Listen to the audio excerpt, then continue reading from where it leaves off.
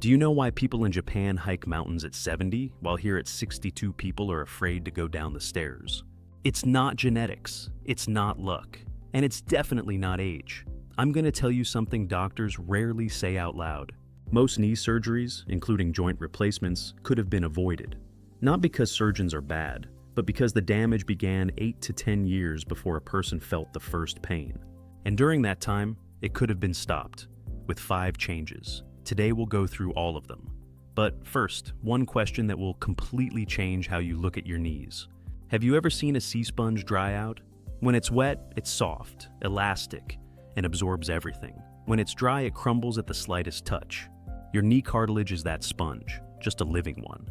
And whether it's hydrated or dry determines whether, in 2 years, you'll stand up from a chair without even thinking about pain. Here's the paradox I want you to remember from the very beginning. Cartilage has no blood vessels at all. It's the only tissue in your body that doesn't get nutrition from blood, but from joint fluid, and only when it's being compressed and released, like a sponge. That means if you stop moving, your cartilage literally starts starving. But if you move the wrong way, it wears out faster than it can recover. Somewhere between those extremes is the truth, and today we'll break it down. My name is Dr.Deepins. I'm a practitioner. In 20 years of practice, I've seen people regain mobility in 6 months that they thought was lost forever. Not with pills, not with surgery, but by understanding how the living sponge inside the knee actually works. In this video, there are 5 cartilage destroyers that are acting right now, even as we're talking, and 5 recovery steps you can start today. But before we get to the destroyers, we need to understand something crucial: why knee pain doesn't come from where the damage actually happens. And this will change everything. Here's a fact that surprises almost every patient. In 80% of cases, knee pain does not come from the cartilage, because cartilage has no pain receptors. It can deteriorate for years, and you won't feel a thing. When pain finally appears, it's coming from the synovial membrane, ligaments, or periosteum.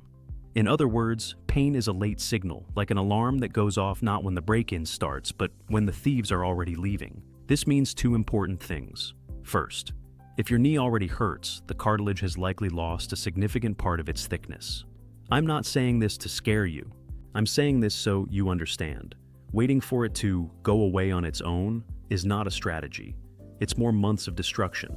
Second, and this is the good news, if you don't have pain yet, but you feel cracking, morning stiffness, you have a window. Let's go back to our sponge. Healthy cartilage is about 70% water. This water is held by special molecules called proteoglycans. Think of them as tiny bottle brushes inside the cartilage. They hold onto water. When body weight presses on the knee, water is squeezed out into the joint cavity, carrying waste products with it. When the pressure is released, water flows back in, bringing nutrients and oxygen. That's your pump. Now a question. How many steps do you take per day? Not thousands, just your rough sense. Remember that number? We'll come back to it. Because next, I'll explain what happens to the sponge when it stops being compressed, and why protecting your knee might be one of the worst strategies after 60. Now a story. A 68-year-old former engineer. Very careful person. He protected his knee for 3 years. No long walks, no heavy lifting, wore knee braces even at home.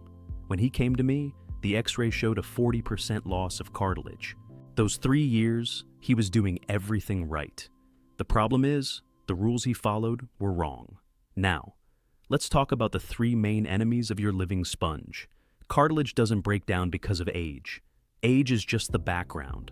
First, chronic low-grade inflammation. This is not the inflammation you can see. No redness, no heat, no swelling. It's silent, invisible, like a coal smoldering under ashes. You don't feel it, but it steadily destroys the cartilage matrix. Once those brush molecules are gone, the sponge loses moisture. First it becomes thinner, then harder, then it cracks. One of the biggest triggers, something that's on your table every single day. Second destroyer, mechanical overload with weak muscles. If your thigh muscles, especially the quadriceps, are weak, all the load they should absorb goes straight into the cartilage. It's like removing the shock absorbers from a car. A 63-year-old retired teacher, active, walked 2 to 3 hours every day. Her knees kept hurting more. She walked more, thinking movement would help. But with weak muscles, every impact went straight into the cartilage. We didn't change the amount of movement, we changed the type. The pain disappeared in 8 weeks. Third destroyer, lack of building materials. Cartilage is living tissue.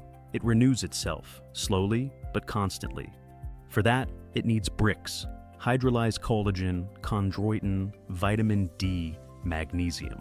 If there aren't enough bricks, the body keeps building, but with poor materials. Like repairing a house with cardboard instead of bricks. All 3 destroyers work together and amplify each other. That's why treating just one doesn't work. Let's talk about chronic silent inflammation. It's the result of signals you send your body every day.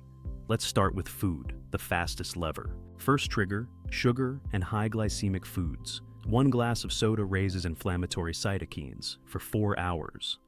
That's 4 hours of inflammatory attack on your cartilage from 1 drink. Second, excess omega-6 vegetable oils, sunflower, corn, soy. Modern diets contain 20-30 times more than needed, creating a constant inflammatory background. Third, gluten and casein for sensitive individuals. Now, stress. Chronic anxiety raises cortisol. Short term, it saves your life. Long term, it literally blocks collagen synthesis. Not reduces, blocks. So even if you eat perfectly, your cartilage won't recover properly. Poor sleep works the same way. 6 hours instead of 8 increases inflammation. And excess weight. Every extra kilogram adds about 4 kg of load on the knee when walking. Plus, fat tissue produces inflammatory molecules. People with knee pain usually split into 2 groups. Some stop moving. I need to protect it. Others push through pain. I need to work it out.